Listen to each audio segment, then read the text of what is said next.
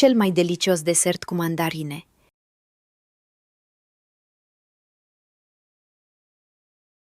Cerneți făină în tava cu hârtie de copt. Presărați cu zahăr. Spălați mandarinele în bolul cu apă. Decojiți toate mandarinele.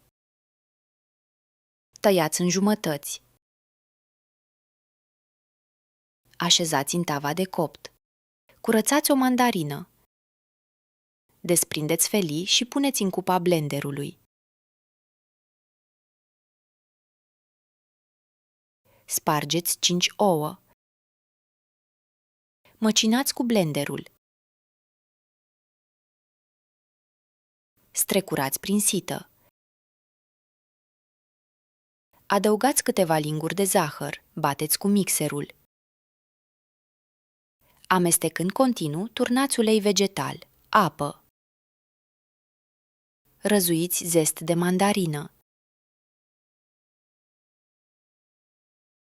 Puneți în sită făină. Adăugați praf de copt și cerneți.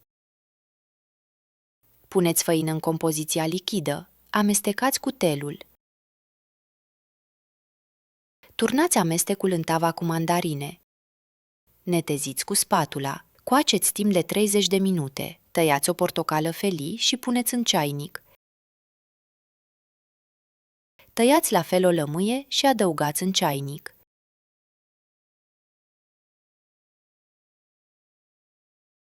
Puneți felii de limetă.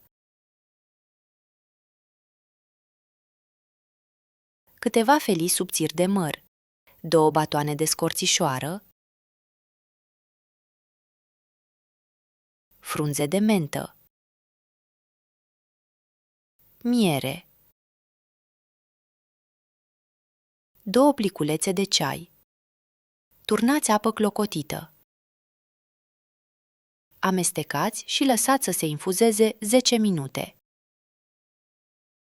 Scoateți pliculețele de ceai.